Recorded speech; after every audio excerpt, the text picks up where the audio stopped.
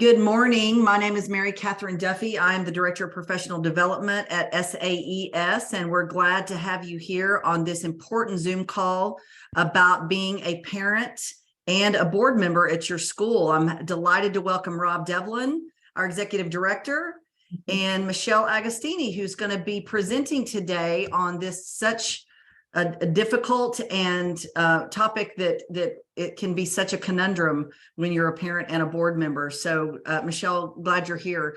Just a couple of housekeeping items before we begin. We're going to be asking you to keep yourself muted during this call until we kind of get to a place where we can ask some questions. If you have questions or comments, we'd love to have you engaged in this Zoom call. So put it in the chat. We don't have a Q&A, so we're going to do it through the chat.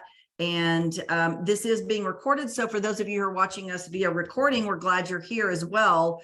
We will probably stop the recording a little bit early in case there are questions that we want to present that are maybe of a more sensitive nature. So we don't want to record that. But again, we're glad you're all here. Rob, Michele, we're glad you're here. And Michele, why don't you go ahead and I'm going to turn it over to you and tell us a little bit about who you are, what your roles are, and why we asked you to be the kind of presenter for this topic. Sure, great. Well, good morning, everyone. It's great to be here. I'm excited to be here. A little bit about my background. I have been involved in Episcopal schools for 17 years. With two different schools that my family has been involved with, Trinity School of Texas in Longview, and then at St. Andrews, that's up in Amarillo, Texas, for the past 15 years. My role has been varied in those positions. I've been a parent first and foremost. I was PTA president of both institutions. At St. Andrews, when I was PTA president, which was probably about 10 years ago, being PTA president, I had a seat on the board. I was actually a voting member on the board for that 1 year as PTA president. And then about 2.5 years ago, my children have now graduated. They're both in college, but about 2.5 years ago, as a past parent, I was asked to come back onto the board. And since being on there, I have been on the executive committee. I was the secretary for 1 year, and I'm currently in my second year of being the vice president. And then we'll go on starting in July to be president of the board. So I have a pretty good understanding of Episcopal schools. I've kind of taken upon myself to learn more because I find the work that we do very interesting. My professional and personal background and educational background is in communications. It's in organizational communications. And so on a professional level, I had worked in marketing and then worked for quite a while in institutional advancement at the college level, where I did alumni affairs and events, and the major part of my job there was major fundraising. And then when we moved to Texas, I actually started teaching at the college level and taught at Amarillo College for 8 years, teaching public speaking, interpersonal communications, and organizational communications. So I've had kind of a wide variety of background. However, throughout this whole period, I've been really fortunate to have the opportunity to sit on a number of boards, both locally and some national boards. And let me tell you, it's when you sit on boards that you really learn a lot of things. And it's one of those things with time, and the older you get and the longer you've been on board, you start to realize trends and things that are happening. And that's kind of how I came up with this topic. And when I approached Rob and Mary Katherine with some ideas, this was one of the first ones that I thought was really relevant to where most of our boards sit today, especially in the Episcopal schools, in that we have a high percentage of parents who sit on our boards. I specifically was just thinking of St. Andrews board that I'm on now, and we are 60% of our board is our parents, our current parents. That got me to sort of start taking a look, though. I was curious nationally, where do boards sit? And let me see here if I can.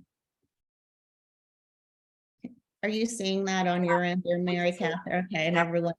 So an article that I pulled up from the National Association of Independent Schools that was published just in 2022, it referred back to a study that was done between them and Vanderbilt that at that time, I think it was about 600 schools that were involved with this study. Now, these are all independent schools, so not just Episcopal schools, but all independent schools across the country.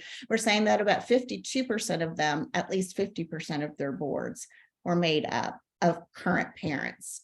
And looking a step further, actually just not quite, 42%, so not quite half, actually it's 60% or more.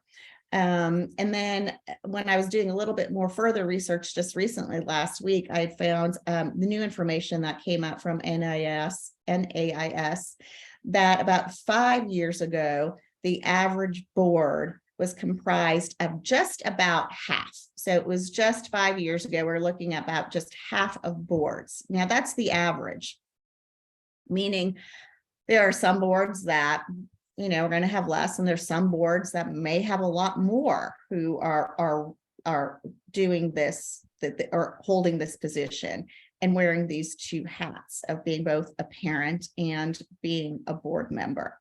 So I guess the first thing, and there's only a couple of us on here, I think we were going to do a little survey, but I bet you we can just ask. Oh, no, I think I set up a poll. Let's see. Oh, you did set it? Okay. I didn't. I don't know why it's not there.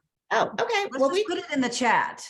Yeah, if you could just let us know, just approximately, I'm just curious to how many of the members on the board you're sitting on are parents.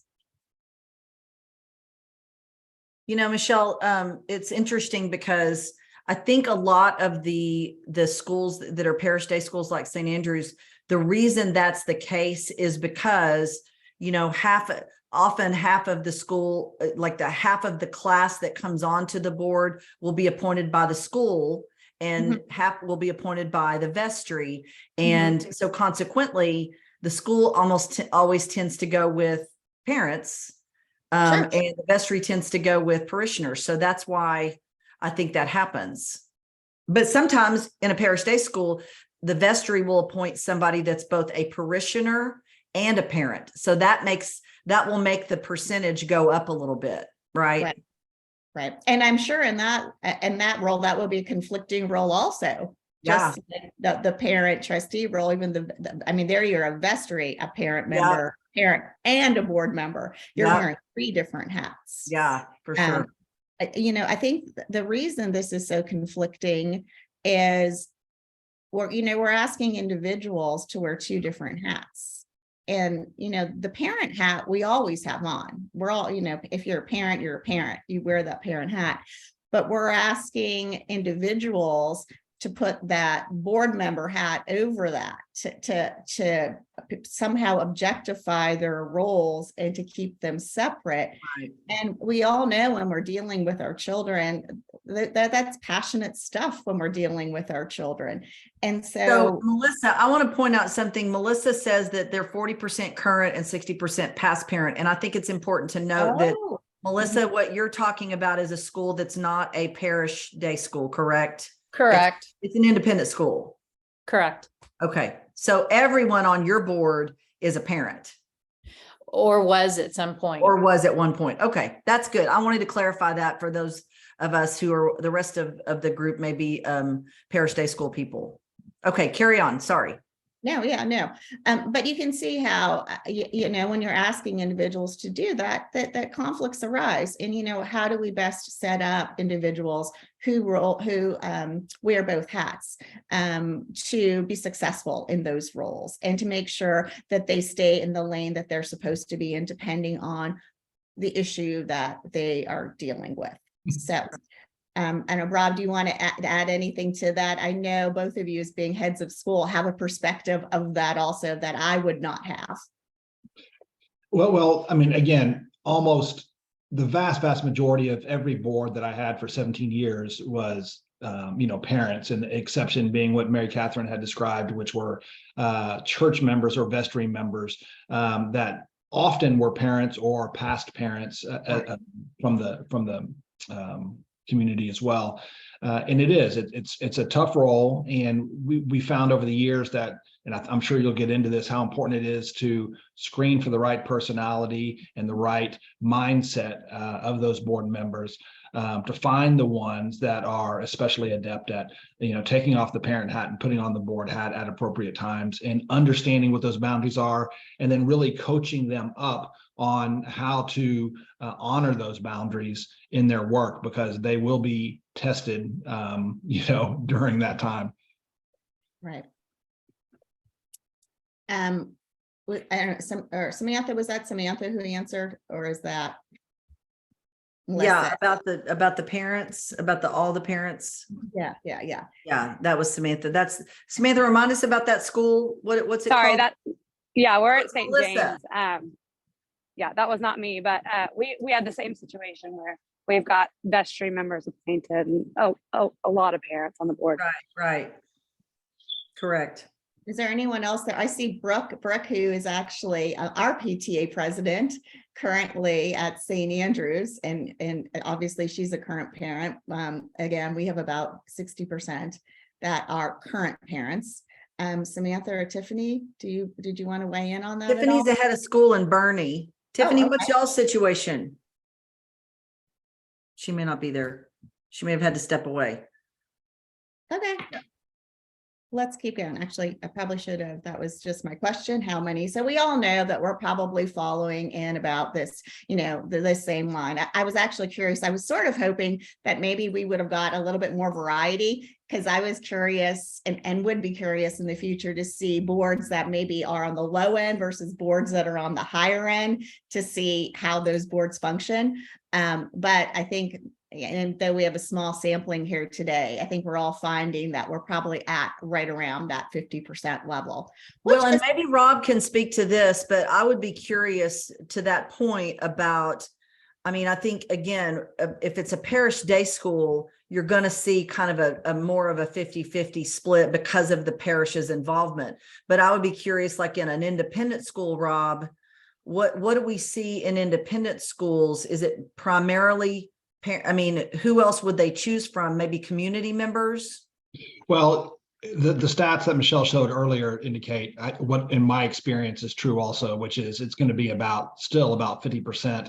And there'll be sometimes that you'll put, and we did this at St. George a little bit, you'll invite noted community members to join your board, and it's a way to kind of raise the profile of your school, right, and maybe help with some participation. I've seen a lot of schools make the mistake of adding some high profile community people with the hopes that there could be some potential for some additional gifting of resources in that way. But sometimes the challenge there is that those board members don't really appreciate the climate and culture because they haven't experienced it, and they come at it from a very direct business perspective, which is very effective in corporate settings, but less effective in educational settings.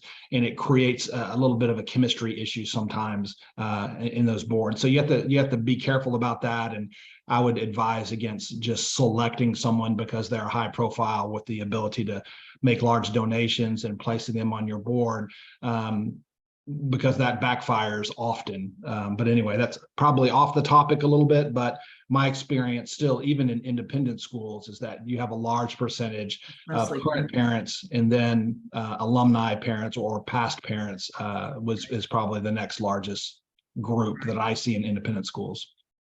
Good. Well, Rob, that actually I'm going to flip to my next slide here. Oh, actually 2 slides down, just to let us know where we're going, to give us just from here on out. We're going to talk a little bit about the role of the parent trustee, and I'm going to tie back into Rob something you just said. And then we'll talk about some of those common challenges of, are you wearing the parent hat? Are you wearing the board hat? How can those get confused? And would love to hear I'm sure we've all have been in those experiences and love to hear some feedback from you all. And then I'm going to talk a little bit about the importance of the onboarding process of new members. And I mean, we could do an entire webinar on the onboarding process. I'm going to try to stick specifically to onboarding a parent trustee and how we can hopefully put them in, start them off with a plan for success so they don't fall into some of these traps. So starting at the role of board of parent trustee, and you know, why do they make good or parents make good trustees? And one of the things, and you know, Rob, this is what you mentioned, a lot of times you do look for, and you do when you're looking for board members, you're looking for skills and you're looking for talents that are needed on the board at that time. So be it if you're looking for someone with a legal background or corporate background, someone who has a fundraising background, financial background, just depending on the needs of your board, we find that often parents have these skills, and we're very fortunate that, you know, they do. You know, Rob, you're mentioning of finding people with these skills that aren't members. Sometimes that can backfire. We're often, I think, if it's a member, they understand the school more. They have more of a passion for the school. They also have these skills and talents. So it becomes the natural fit for these individuals. You know, it's, you know, why look outside of your own backyard if you've got those individuals and those people there. Same thing with number two is these individuals, or the individuals we have within our school community are often people who are very well known. They're very well respected in the community. These members often make great ambassadors, again, because they are respected in the wide community. They are parents, so they understand the school more. They know what's happening at the school. It may be easier for them to speak about the school. So, you know, it just comes down to, it makes sense. Here are these individuals who are passionate, who have the skills, who have the ability, who have respect within the community. Why not tap into the resource that we have there? Anything, Mary Katherine? Yeah, I'm just sitting here thinking, I think that it's really important as parents when we, you know, like when we're thinking about parents and trustees, that whole skills and talents point, you know, there's so many parents in a school that you can really tap into people. You know, I can remember us talking about, okay, we need some financial people on the board because we've got a treasurer that's rolling off, and these people have the financial knowledge, or we're about to go into a capital campaign and we know these people are really going to be helpful in that, or whatever. And what I think, kind of to Rob's point, a lot of people like to get on boards to be on boards. Well, we're not looking for that. And I love the idea that the reason parents make good trustees is because they love the school. Very rarely do people get into school boards that they don't love the school. They have a connection to the school. That's why they're there. And it's very different than, oh, I think I'm going to get on a board of a nonprofit where they're doing some good work. That's a different feel. And I know you're talking a little bit on number 4 about emotionally invested, but as you said in the beginning, Michele, nothing is more important to people than their kids. And well, maybe their money second, but their kids. And so that there's a lot of passion around, this is my kid's home and I want to be involved in it. So yeah, I think that to me, that's the key, the number one reason why parents make good trustees. And 2 great points, right? You said, number 1, be strategic in how you recruit and place your board members and understand the needs of the board and the needs of the school moving forward, not just currently, but, you know, next year and 3 years down the line and so forth. I think that is a great piece of advice. And then the emotional investment piece, it cuts both ways, and which is why we're on this call today. It can be a huge benefit to the board because of that emotional investment, but can also, I mean, you're going to be peeking behind the curtain here on a place that you love. And as we all know, schools are far from perfect places. And there's stuff that happens in schools that it's tough, it's difficult, it's messy. And so those emotions, if they're harnessed appropriately, can be very effective in helping you push the mission of the school forward. But they can also spin out of control if you're not watching it carefully. And Right. from a parent perspective, that's where the separation can be a challenge sometimes. So anyway. Yeah, and we'll get into that more because that's, exactly right.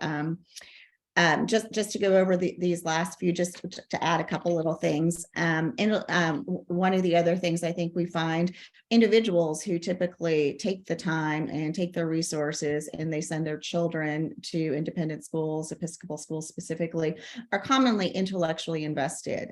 We find that individuals, those parents, education is incredibly important to them, and having the Episcopal school and the direction, the Episcopal life that we try to teach our children have to do with making well-rounded children in all areas of social emotional intelligence also.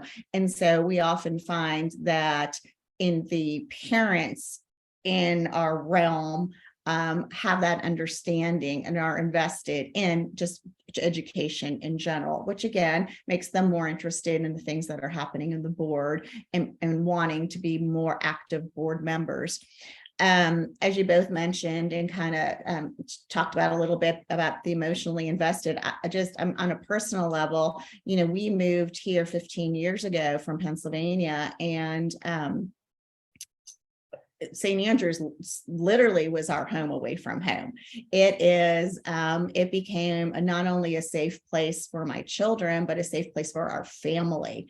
So it wasn't just the kids, but it was our family as a whole. And we found St. Andrews to be such a community that's where not only did my children's friends stem from, but where my husband and I, our friends and our family friends stemmed from. So here I am, and people sometimes will even ask me, your kids don't even go there anymore.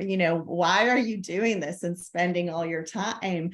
And I'm like, because I love that place. That place meant the world to me and to my family. And so I think when you, and I believe Samantha was it who said, half of their board or whatever is either current parents and the other was past parents. I get that past parent thing. Because you've got this emotional attachment to it, and truly just this love of the school and the desire for it to want to continue and to be great. And that's a great trait of a board member. They're looking at the future of the school, that the realization, it's not just the here and now, it's the future of the school. And how do we continue to make sure the school succeeds and is here for, I think it was Rob, in one of the sessions you did last month, you were talking about it's here for our children's children, which and now I've been using that all the time. So I've stole that from you as I'm talking with our board. And then, of course, the other thing is just they're familiar with the school. So it makes it a lot easier to onboard them. For sure. There's familiarity. They know the people. Not only do they know the people, that they know the building, they know the teachers, they know the staff, but maybe more importantly, they know and have an understanding of the culture, which is it's hard to teach a culture. You just need to be in it and to be part of it. And parents are more a part of that. So again, it makes it a little bit easier for them to become board members. So those are just some of the things that I came up with and some of the things that I read about. Is there anything else that anyone would like to add on why parents and make good board members? It's not, I know we say it's often just because they're there, but there's actual reasons behind what makes them good board members and why we want to have them as board members. And so I think the folks on this call are all parents and board members. I'm curious, why do you spend that time and energy serving your community? Why did you elect to become a board member at your school? I'm curious how you'd answer that question. You can either put it in the chat or just unmute yourself. Anyone? Mine is just like Michelle said. I love St. Andrews. I love the community. I love the family feel, and I want that to continue. Not only for my kids, but every other child at St. Andrews. I want the very best for our school, and that's why I'm serving. I love that. That's great. Mhm. That's the heart that we're looking for, right? When we're Amen. looking for good parent trustees.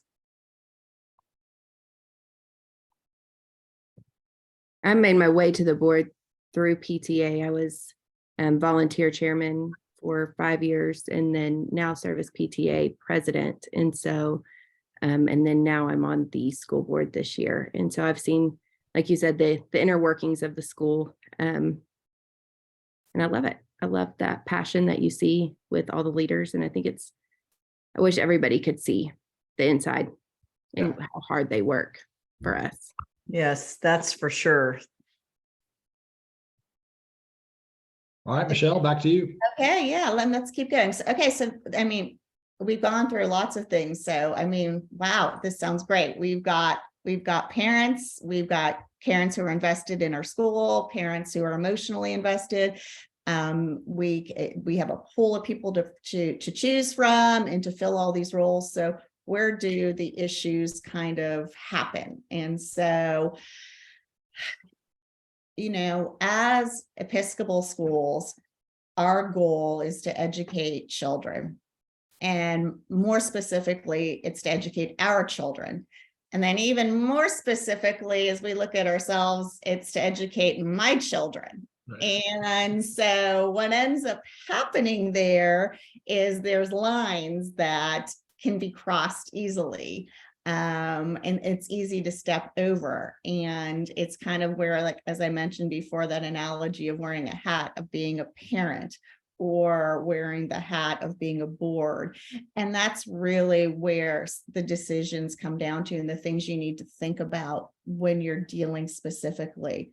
You know, for example, and there's nothing that emotionally charges a parent more when something is happening to their child. Believe me, I have been there. And will say that there have been a few times when I've walked into that school when I was a parent that I'm, you know, a little ashamed of how I acted.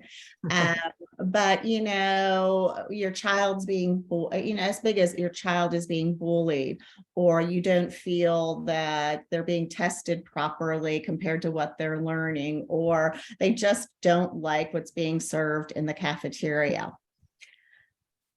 Those are times when you wear your parent hat, when you go into the school. And I'm, you know, we've all have been there, or we've talked with parents who have been there.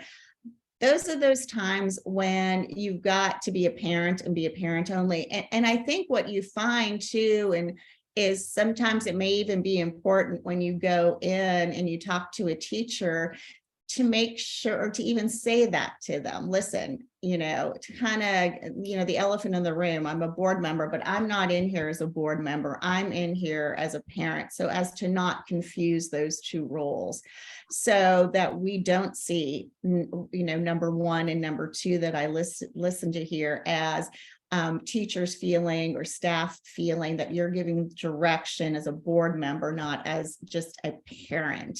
So it's a line that's easy to cross. I think Mary Katherine, you and I, when we kind of went through this the other day, you brought up a great point that even though you may say that to a teacher or a staff member, and in your heart you really mean it, you have to remember in the back of your head, they are still seeing you as a board member first. Yeah, that's 100% true. And I did not, I mean, I even learned that as a head of school, thinking that I could, when my kids were at my school, talk to a teacher about a child issue that I was having with my own child. And that I would say, okay, I'm being a parent now. They still viewed me as the head of school. And I just think that it's important for board members to always remember, I know that you think you're speaking as a parent and you have the right to do that. And you should do that. Right. But you should know that the teachers, at least my teachers, always said, a board member came to talk to me today. And I'm like, wait a minute. You mean the parent that came to talk to you today? No, a board member, because that's how they see you. And so I think you have to be able to say, I'm not speaking as a board member today, but I think you also need to remember that when you are speaking, they're hearing you as a board member. Just like when you're at the cocktail party, you're still a board member. I know you think you're their best friend, but you're the board member, because that's how, once we take on that role as a board member, you can't escape it almost. And I think that's true of being a head of school. I think that's true. So it's a challenge, and it's one you just got to be aware of. Rob, do you have any thoughts on that? Because that was my experience, at least. Well, 100%. It even happens when a parent comes to talk to a head of school and that parent is a board member. It Right. influences that conversation, at least in the minds of the head even, right? And so it doesn't mean that you shouldn't be able to advocate for your child as a parent would. Certainly not, but you just have to be aware of what that is. And at a certain level, part of the trade-off, look, you get to come and serve and guide and protect the mission of this community as a board member. But part of that trade-off is you have to understand and realize that may change your ability or affect your ability to have conversations as a parent. It's going to affect your relationships with the other parents, and you've got to be much more guarded and respectful in that realm. But also, you've just got to understand that some opportunities that you may have as a parent who's not a board member may not or shouldn't be open to you, or may affect how you are perceived in the community. And you have to be comfortable with that trade-off and knowing, Yeah. right? Well, and Rob, one thing I was thinking about is that I remember having an experience even as a head of school, and my board chair, there was a decision that we were making that was going to affect the fifth grade class, where our boys were in that class. And it was the right thing for the school for us to make that decision. It was not necessarily the best thing for our boys. And we both had to decide to do what was best for the school. I mean, we couldn't just go, well, that's not best for my son. We knew as a board, this was the right decision to make. I knew it as a head of school. She knew it as the board chair, but our individual boys were not going to like it. And it wasn't necessarily what they would not necessarily benefit as much as other people in the class, right? I can't remember what the deal was. I just remember the scenario. And that's what you're talking about. That's the trade-off. Sometimes as board members, we get on and go, hey, we have to make this decision, and we don't really like it as parents, but we know it's right for the school. That's that generative kind of thinking that is critical for a board member. I'm going to add on to that, because I was thinking about a scenario, and then it kind of led to another question. I was thinking about a scenario where maybe you're looking at adding in a new type of program or some type of new curriculum that could possibly say it's going to affect 5% of your student population, but it's going to take a hit to the budget. And say though that you have a couple board members on there that they have kids that are part of that 5%, that this is going to help. Again, though, we are weighing this program and it helping versus the hit to the budget. Would there ever be a reason for those individuals to remove themselves from that vote if they felt passionate enough or strong enough that they are having a hard time separating the needs of their child? I think that's a fair question to ask in that board meeting for the chair specifically, possibly the head, but probably the chair, to say, look, I recognize that this is something that some of you are really passionate about, and I'm going to ask you to just reflect on whether or not you feel like you can make an independent decision, separating your personal thoughts and agendas and how it may affect your family, and make a decision that's best. And if you feel like you may be pulled in a more personal direction, or have difficulty setting aside, number one, I appreciate you telling us that, and I would ask that you just recuse yourself from this vote. I don't know that you would want to be as heavy-handed enough to require that from people. Right. Because you've elected them to the board and you've onboarded them and you've described the situation, making these difficult decisions.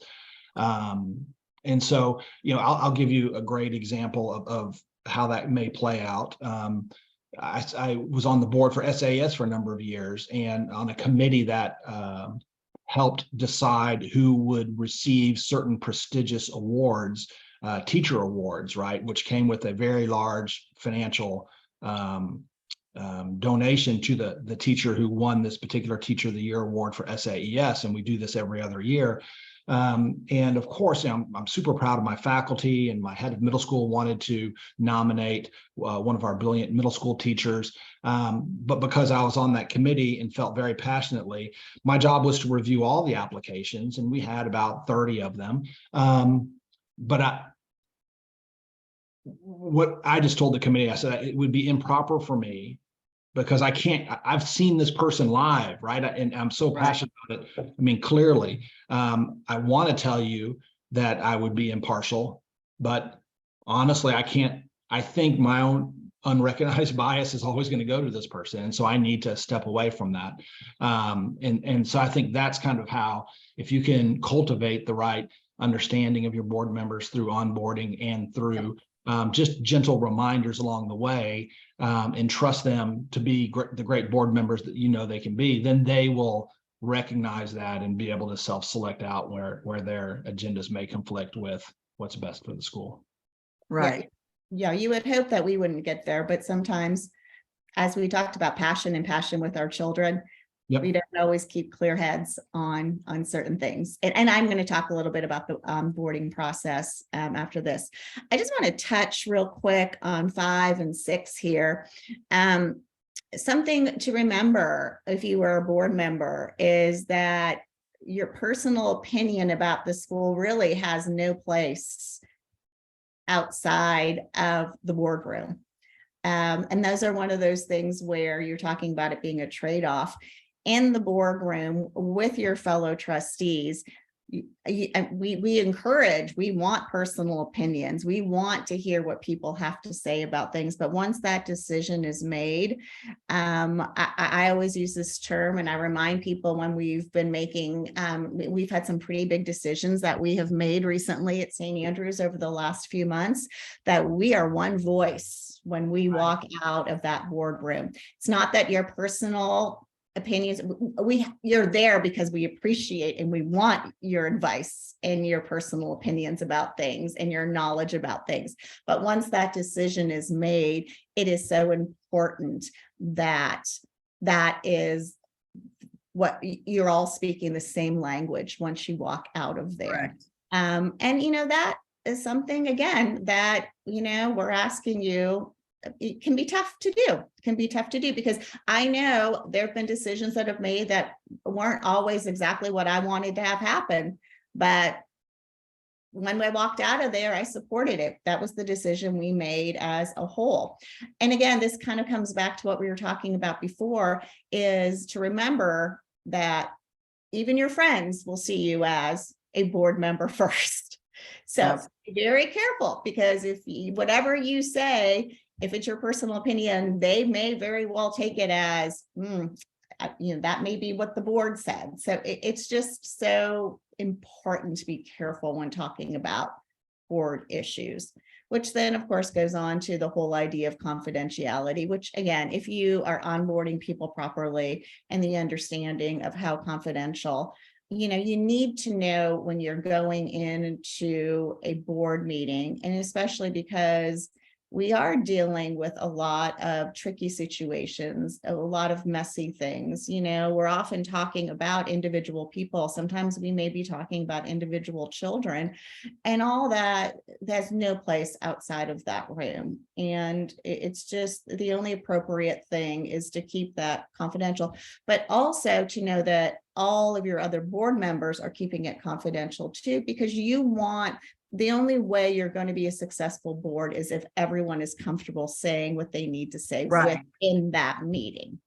You want Right. to feel comfortable and know that if you say this, it doesn't go outside of this meeting. So Well, that we yeah. make decisions. And Michelle, I would say, I know Rob and I've talked about this, just the experience that really speaks to the head of school, because the head of school needs feedback and needs to be able to be safe in the school board environment where they can talk about, hey, I've got this idea, or I'm thinking about this, or this may happen, or whatever. And it's if you breach that confidentiality, that'll end. There Yeah. won't be any, that immediately ruins the trust. And it's more likely to happen with a parent trustee, because back to your initial slide of emotional investment, the parent trustee, if I hear the head of school say, hey, we may get rid of 6th grade, I'm thinking about it, and my kid's in 5th grade, that's where it could go south very quickly. And it's super important for you to remember that sometimes the head of school just needs a sounding board of people to say, how would that go across? What would it feel like as parents if I did this? I'm not making the decision right now. I haven't even, but I'd like your feedback. That's super helpful to the head of school, but it also can be super harmful if you go tell your network, hey, we're getting rid of 6th grade. Right. Yeah. That's just an example, but Yeah, no, and two things to add on to that kind of prompted. One being, we have to remember as board members that one of our main responsibilities is to support the head of school. And in supporting the head of school, we are the sounding board for him. right. And that's a very important role, because I've never been a head of school. You two or 3 of you, I think, on there have been heads of school. I would imagine at times it's a very lonely job. And that you want and need someone to talk to who you know and have complete trust in, that what you say is staying confidential. And that's part of our role. On top of that, though, the problem, or not problem, but the difficulty, I think, with being a current parent is you are so much more visible to the student population. I'm not a current parent. I go up for meetings. I do attend sport. I try to make myself somewhat visible up there because I enjoy it, but I'm not in the everyday throes like Brooke is, for example, where people see her every day up there all the time. She is visible. And so you're going to get hit with a lot more questions about this just because you're there. And people know you, because obviously, I mean, the worst being, of course, some of these people, not only are they parents, but they could be very good friends, of yours. Yes. Where they feel they have, maybe an inside track to get some information. And, I think part of that too is just setting those boundaries with your other parents and with your friends, so that they understand the importance you take in your role as a parent trustee. Great advice. Anything else there before we move on? So, we know these things are going to happen, but how can we possibly mitigate some of them from happening? Stop, slow them down. How do we get a parent trustee to at least give them the skills to handle it? And it made me start thinking about the parent onboarding process. And so this looks like a long slide, but I can take us through this pretty quickly.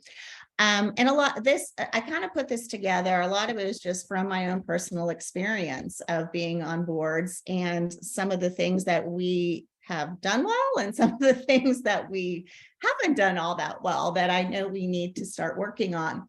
I think what we often find, and I have found this across almost all the boards that I've been on, is we never start the process early enough of looking for new board members.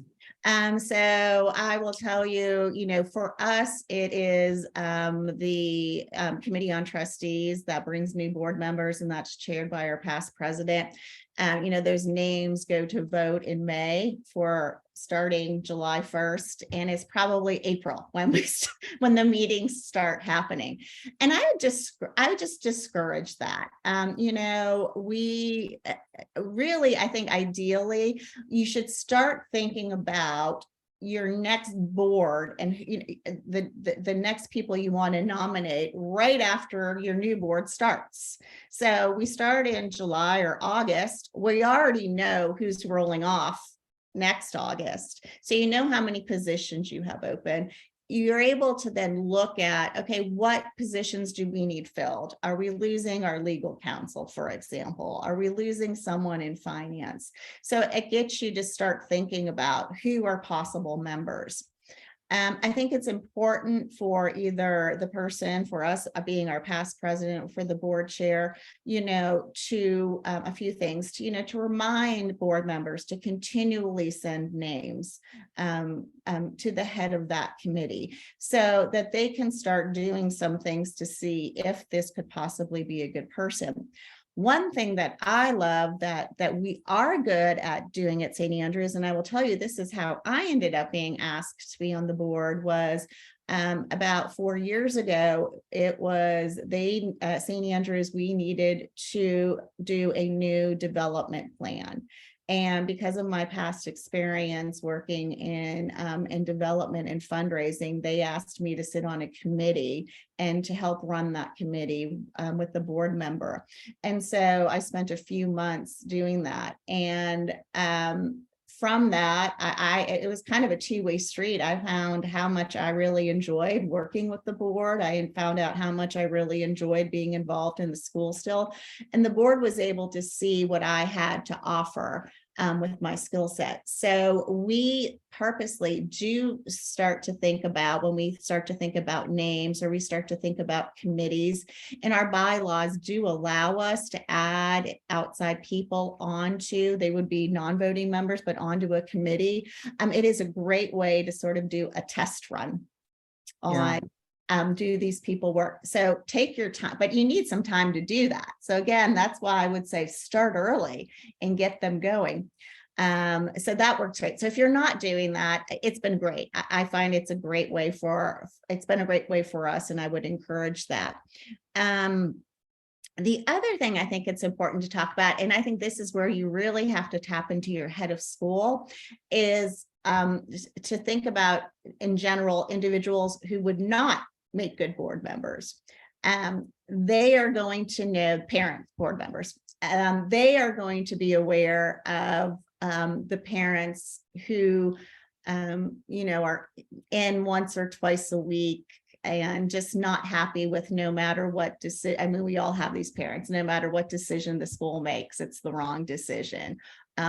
Or they want to, and they're coming in and trying to get very involved in the operations of the school and think that they know better or best, maybe due to their role of their job in the school.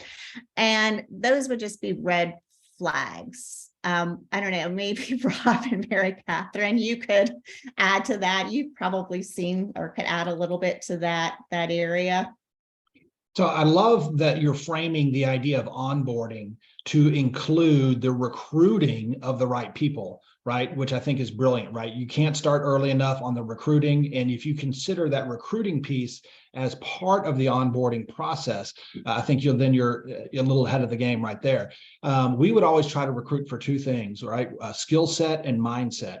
Of individuals. And we would try to be very strategic on both of those areas. And we would try to generate almost a roster of people, even a couple of years out. Hey, let's identify this person. Let's keep an eye on this person. They've got a certain skill set that we think, and they've identified themselves as good community members with the right mindset, for us.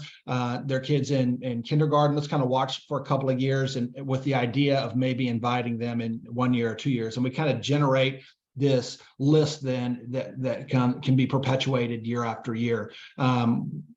I think that's really, really important. And I would always be aware of people that come to you saying, hey, how do I get on the board? I want to be on the board. How can I serve? That doesn't mean necessarily they might not, they might be great, but many, many times that's they're signaling that they have a personal agenda item that they want to try to raise at the board level. And so I would just say proceed very, very carefully on people that are self-promoting themselves or trying to get a seat on the board, and just be very aware. And then the other thing is, try to run that by your head of school. I lots of times there was potential board members and my board members who knew people who thought that they may be really good board members, and they would run that before they brought that up to committee. They would run that by the head of school, and I could say, well, look, you're not aware of this, but there's some serious behavioral problems with their third grade son. And, we're kind of on the edge of, do we invite them back? Do we not invite them back? And this is very confidential information, but it could really complicate matters if this person ends up on the board. And so, and you can share that level of detail, or you can just say, look, there's some other things that you're not aware of and some conflicts that this family has with another family. And I think we just need to look elsewhere at this point, because there's some things that I'm aware of operationally as the head of school that would indicate that this, may backfire on us in certain ways. And so I think that's an important step in the process as you try to recruit and identify potential board members. Yeah, I love that. And I can see that, a number of different issues that could arise of information that you all would know as heads of school or leadership there that us as board members would not know. And, I would just make one other point before you move on, and that is that just because someone isn't necessarily right now a good board wouldn't make a good board member, maybe 2 years from now when their kids are not in the school, they would. Also, I think not everyone is a board member type of skill set. We on the board, I would not have made a good parent association president. That's not my thing. I would probably do better being on a board. So I think just because somebody's not going to be necessarily a great board member as a parent doesn't mean that they wouldn't be great on a committee like you talked about, or great on. So I think we can continue to cultivate people, as to Rob's point, and go, okay, right now it may not be the right fit, but let's keep them on the list because 2-3 years down the road, they may be a great fit. Yeah, that's a great point. That's a great point. And the last piece I just want to mention real quick, Michelle. No, go right ahead.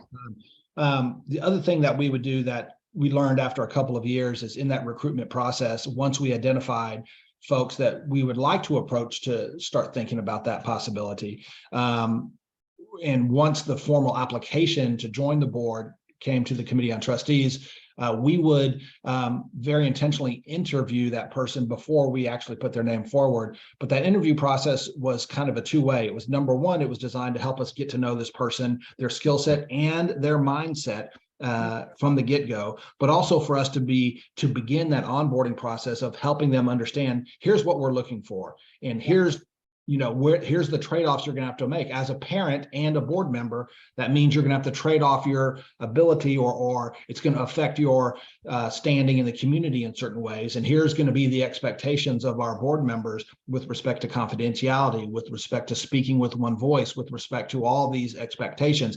We can begin, of course, we'll reiterate that and go over it ad nauseum as part of the official onboarding once they're elected, but we can kind of preview that through the interview process. And that helped us, and then we could see how they reacted to that. And that helped us, in that discernment process. Well, Rob, you just went over segment number 2 and number 3 on my diagram perfectly. And that's exactly what I was going to say. And I think often, the second thing that I had there was to discuss the role and responsibility. And that was that pre-conversation, the conversation before you ask, and explaining to them what the responsibilities of being on the board is. Because I think often, we get excited, you ask someone to be on a board, and, I'm sure this has happened to all of us, and you don't even really realize, especially when you're young and maybe you're first on one of your first boards, the responsibility. So I think it's so important for at least one individual to be having that conversation, with the person, as you said, talk about also, I think it's important to talk and for them to understand the mission of the school, and to talk about the strategic plan, both the short-term strategic plan, but the long-term strategic plan, to make sure that they're on board on what that is. And then I think the other thing is, and again, I go back to one of our, our main duties as board members is to support the head of school. And and again, that would be bringing the head of school into the whole process of this being a good member or not, because there needs to be a good relationship there to be able to do that. So that's exactly what I was going to suggest. Have those very intentional conversations with people to make sure you're both on the same place. I was thinking about the fact that I was automatically put on the board as PTA president 10 years ago. If someone would have had a discussion with me on some of those things, I don't know if I would have agreed to have been on the board at that time. I was so involved with my children and maybe didn't realize that, those things, that I may have stopped and thought for a second, is this good or not? So I think that's just so vitally important. The next is, as you said, when I say sign forms there, I probably could have maybe made a different title, but that's that's the official signing of the documents. And if you don't have these, please make sure you do. I've just actually updated those on another board I am. It's so important to just have them listed, have not only the responsibility of being a board member, but I have found that it's also good from the board side, what the board or the school or the entity's responsibility to that board member is, getting information to them on a timely basis to be able to make decisions, keeping them updated on meetings to make sure that it's a two-way street. But I think having those in writing is just, it's very important. And I know we're running out of time, so I'm going to switch over to the last two things. And the one thing wanted to talk about is mentoring. And this is something that's kind of dear to my heart, because I've done a lot of work in this in the past, but I think it's very important. I was fortunate. We don't do a mentoring process at St. Andrews, but it was just sort of organically, someone became my mentor when I joined the board. But that doesn't always happen. So I think it's important to possibly, as you bring new board members on, find a more experienced board member to pair them up with, so that they can start to understand the culture of that board, understand how meetings go, how meetings run. Do people ask questions? We ask all board members to sit on committees. And so that experienced board member can maybe talk to them a little bit more in detail about what those committees are, and really just be a person there to answer questions and to help them with some of these things we've just talked about, because they probably are a good chance that they have been there before. So to just help give them a voice to make, our goal is we want board members who want to be there, who feel confident in the information that they're sharing with others, and feeling good about the decisions the board is making as a whole, and going and being an ambassador for all that.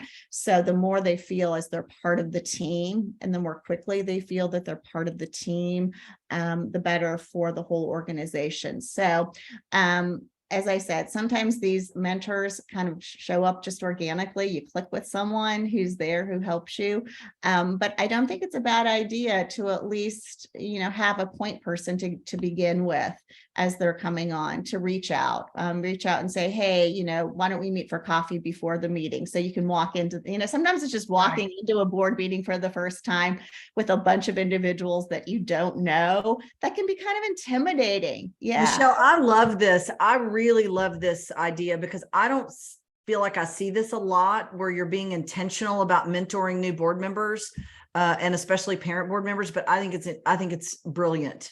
I think a lot of what we run into in terms of issues would be resolved if we did this. Don't you, Rob? Do you see this a lot?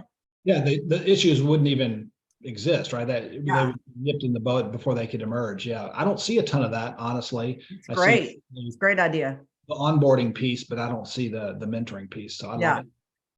Well, I have found it has worked in a number of different areas, different professions.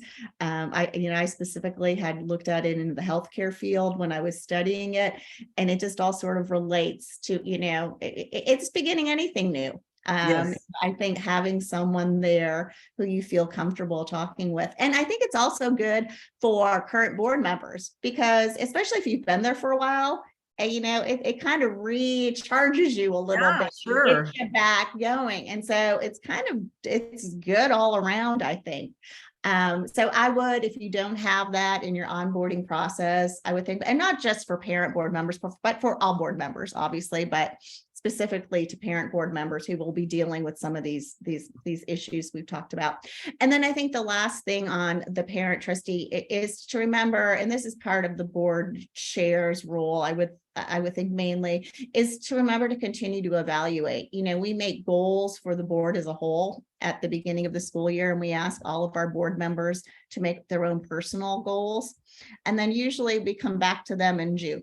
And it's just, it's not intentional. It's just, we've got business. We've got a lot to talk about. We're trying to keep our board, our meetings to a reasonable amount of time. But I think if the chair can remind people, how far have we come along with this goal, or how far have you come along with the goal that you have, or do you need to set a new course or change it a little bit?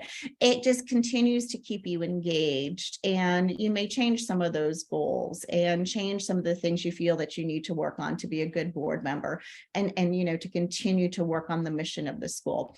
But I think it's an important thing. It keeps us all grounded, and it reminds us of why we're here.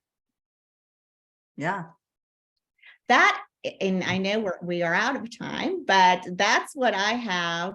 Michele, these are such great. I think all of these were great topics. I think especially this idea of onboarding is it's good structurally for a board to be doing this. And I think a lot of our boards are not. So thank you for that. Thank you for some practical tips around being a board member and a parent, because it is a unique challenge, I think, that non-parent board members don't face. And so we appreciate kind of your input. If anybody has any questions, what I'd like to do now is I'm going to go ahead and stop the recording for anyone who wants, who's watching this. We appreciate you watching. We hope you have a great day, and we'll stay on for just a minute if anybody has questions. Thanks.